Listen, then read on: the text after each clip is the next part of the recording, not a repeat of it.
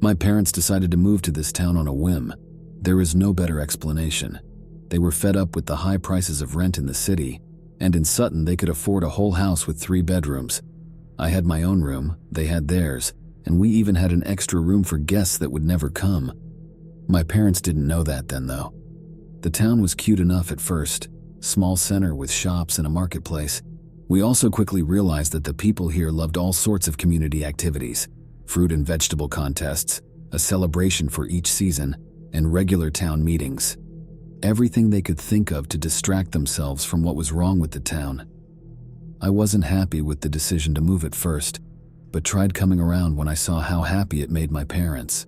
Besides, I only had 1 year of school left and was already planning to move away for college. We couldn't have known that I never would. We moved here on the 1st of October 1 year ago and were quickly welcomed by most of our neighbors. The first ones were the Millers, who lived right next door to us. Mr. and Mrs. Miller came over with a huge wooden basket filled with all kinds of baked goods and massive smiles on their faces that never seemed to disappear. We were busy unpacking the boxes in our living room when they knocked on our door. Mom went to open it while Dad and I listened to the voices. "Oh, what a wonderful decision you made by buying this house," we heard the woman say. "And at the most perfect time as well. We saw that you have a daughter. She looks about the age of our Ethan. Oh, maybe he can tell her about all the fun a young person can have in Sutton." The father spoke faster than a normal person should. Mom didn't get a single word in. "Yes, wouldn't that be wonderful? The 3 of you should come to dinner sometime. We would love to introduce you to our town," the mother continued. "Have you met Harry yet?" Slowly, Dad got up and walked towards the door. "Oh, you must be the husband. Hello." My parents were city people. I could tell they were already overwhelmed by the warmth of the people and couldn't help but grin. When the Millers left, we started snacking on all the goods they brought, but were interrupted every couple of minutes by new neighbors bringing more stuff. After the last ones, my dad closed the door and sighed. The 3 of us looked at each other for a moment and then started laughing. "This will take a lot of adjustment," my mom giggled. "But it could be worse, right?" "Well, at least we didn't have to worry about lunch or dinner today," I added. "We had a bunch of casseroles, pies, and salads. Everyone brought us something." "They are a little peculiar, but nice, I guess," Dad said. "I'm sure we'll get used to it. And a bunch of parents are already planning friendships between you and their kids, Avery. You're already so popular," he joked. "Yeah, maybe I can become Harry's friend." "Oh yes, what was that about?" my mom asked. "They all talked about this Harry person, but nobody ever told us who he actually is." "Maybe the mayor?" Due to the fall holidays, I would wait to start school. I also wasn't planning on growing friendships here. I had my friends at home after all, so I spent those days with my parents. The next day I went to the grocery store with my mom, so we could stock up on everything we didn't have yet.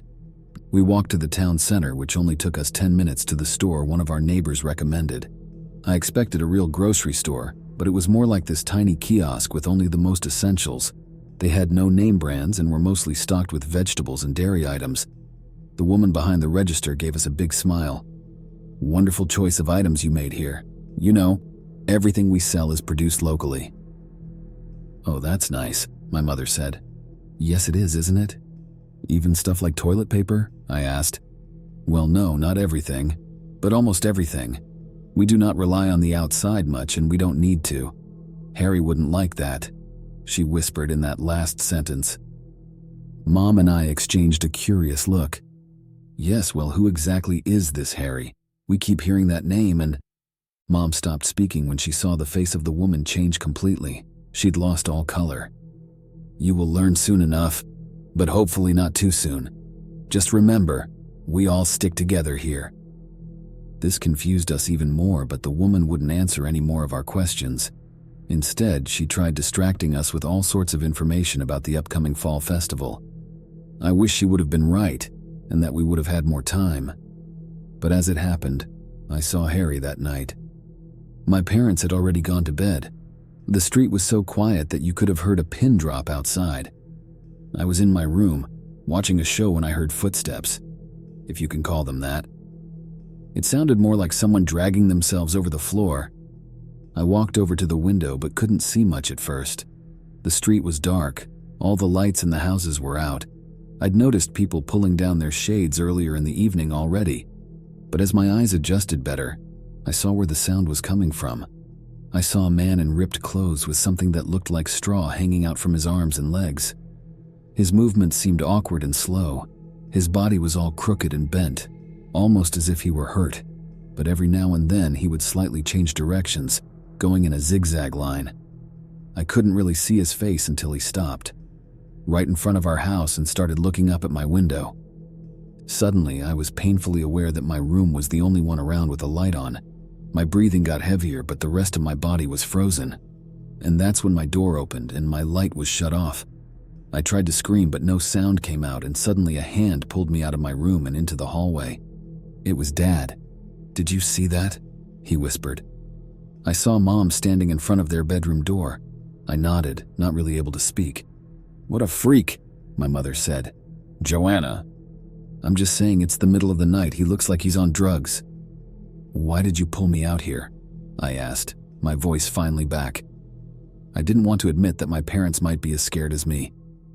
"We saw him looking up, and when we came to the hallway, your light was on. He was looking at you," my mom whispered. Dad walked back to my room, and after a while he said, "He's gone." When morning came, the three of us had calmed down. In the daylight, our fear of the prior night seemed ridiculous. "It was probably just a drunk guy coming home from an early Halloween party," Dad said during breakfast. "Yeah," I agreed. I still didn't like the way he stared at me, though. Mom kept rearranging the scrambled eggs on her plate, not really eating anything. "Do you think that man was Harry?" she asked after a while. I'd been thinking the same thing. We were able to laugh about it, but it didn't change the fact that something about this place really didn't feel right. That evening, we were invited to dinner at the Millers. At first, I didn't want to go with my parents, but I felt like it might be a good way to find out more about Harry and Sutton, so I went along. Mom brought a bottle of her favorite wine. She'd gotten a box full from the city before we moved, and the Millers were ecstatic about it. We sat down by their dinner table, which was already filled with lots of appetizers and decorations. The people here were great hosts. You have to give him that. Mr. Miller opened the wine and poured everyone, including me, a glass. "This is fantastic. I don't remember the last time I had wine this good," Mrs. Miller exclaimed. "I'm glad you like it," my mother said. "I still have a few bottles if you'd like one for another time." No. I wouldn't want to take the last memories you have from home." "Oh, don't worry. I can order more once we're out." The Millers exchanged a strange glance but didn't comment any further. "Ethan," the father suddenly shouted, "we are starting dinner." He looked at us apologetically. Our son is sometimes just so lost in his own world. We'd already started eating when he finally came to the living room. He resembled his dad with his black hair and tall stature. His mom was rather the opposite, very short with red curls. He was also dressed very casually in a t-shirt and ripped jeans, while his parents looked like they were at a dinner party in the 50s. "Ethan, meet our new neighbors Eli and Joanna Russell, and their daughter Avery." "Hi," he mumbled as he sat down the free chair opposite me. Ethan was the first person in Sutton that we met who didn't smile when he saw us. He was quiet the rest of the dinner, while his parents, as usual, kept speaking without a pause. Towards the end of dinner, my mom decided to finally interrupt the strange couple by telling them about what we saw last night. For a moment, there was silence. The Millers looked very uncomfortable but didn't stop smiling. "That was Harry," Ethan finally said. "That's what I thought, but we really don't understand this. Does this happen more often? Does Harry have some kind of psychological problem?" my mother bluntly asked. Mrs. Miller shushed her. "Sorry, Joanna, that was rude of me." She looked around the room. "It's just, we don't talk badly about Harry." "Oh, I wasn't trying to. The man was staring at our daughter at night. We were just a bit concerned, that's all. We don't want you to feel uncomfortable. Everyone here is so happy that you moved to Sutton," Mr. Miller chimed in. "It's just not simple to explain who Harry is." "Has he ever harmed anyone here?" Dad asked. Again, silence. The dinner ended quickly and awkwardly after that. We left with more questions than answers. The following day, my mom suggested we take a little day trip so we could explore nearby towns and maybe find a place with a decent grocery store. None of us admitted it, but I think that all of us were kind of creeped out and just wanted to get away for a bit. The neighbors here were open and friendly at first glance, but something was really wrong with them. I could see the regret in my parents' faces. We didn't belong here. We packed a few essentials and got in the car. We drove for 5 hours until we finally gave up. That's when we realized that there was no way of leaving Sutton. The GPS was all wrong. Streets came to dead ends. We tried to drive away the same way we came, but it almost seemed like those roads were gone. The three of us felt as if we had lost our minds. Finally, we came to a long road and figured it would lead us out. The road was empty. We hadn't seen any houses for at least half an hour. There was nothing but fields. Dad pushed the gas harder and we finally were able to breathe properly again. Until we saw something on the road. From this distance, we couldn't recognize what it was, but as we got closer, we realized it was a person, and they were slowly walking towards our direction. We came to a sudden halt right in front of him. I immediately recognized the shredded clothes and the straw. Everything about him looked fake, except for his face. A human face with thick eyebrows and thin lips. We stood there for a moment as he dragged his body towards our car. Mom locked the doors. He opened his mouth, but no words came out. Then he reached his arm towards my mother's door. That's when Dad went back in reverse. When we were far enough away, he turned the car. We were almost out of gas, but still somehow made it back to our new house. When we got back, I saw Ethan sitting on their front porch with a book. My parents didn't want me to go over, but I convinced them that it was fine. They decided they would knock on some neighbors' doors to find out how to get out of town. "Tried to leave, huh?" he said as I approached. I nodded. He gave me a half smile that felt genuine. "What is going on here?" I tried to hide the panic in my voice. "You fell into the trap. Once you move to Sutton, you stay here for good. The only escape is death."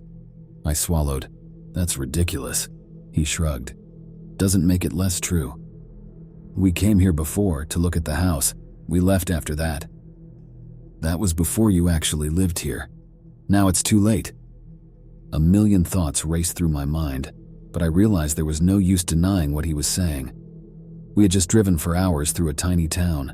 I knew that he was right, even if it felt wrong. So instead, I turned to anger. Then why the fuck did no one warn us? He got up from the porch and came closer. "Because they're all insane. Everyone in this town. After the man who lived in your house died, no one gave a shit. They were just so happy to get new residents, new neighbors. They can't leave, so they try everything to get at least a little change, a little glimpse into the outside. It will probably happen to you and your parents as well soon enough." My mother cried the entire evening. My father went from reasoning to anger to silence to apologizing. We tried calling and texting people from the outside, but our calls would fail. And every time, without fail, our texts would change. Our "we are trapped" text would turn into "we are so happy." Our "this place is hell" text would change into "you should move here too," or some bullshit. The next few days continued the same. We tried to leave a few more times, by car, by foot, with bikes. While we didn't meet Harry again, we also didn't find our way out. The town felt like a maze. Weeks passed and what was once insanity to us turned into everyday life. My parents started dressing and acting like our weirdo neighbors. They even joined town events and made friends that were just as lost as them. Why? I don't know. I guess if you can't beat 'em, join 'em. Harry wanted us to stay. The townspeople wanted us to stay. And Sutton became our new reality.